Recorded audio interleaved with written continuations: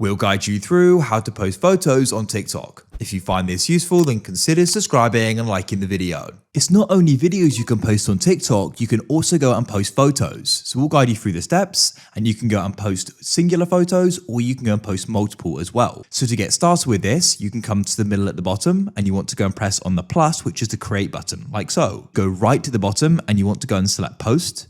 Then you can go above just a shutter button, and you want to go and select photo, not a length. So now you can go and take a photo within TikTok, but I've already got some of my gallery and camera roll I want to use. So you can go and press that in the bottom left like so. If you haven't gone and given access to TikTok to use your gallery and camera roll before, you'll need to go and give it access.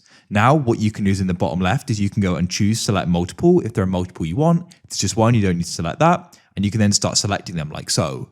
If you go and select use layout, that'll then go and create a collage with them. We can go and change that again later if you want to though. So for now, I'll leave that unselected.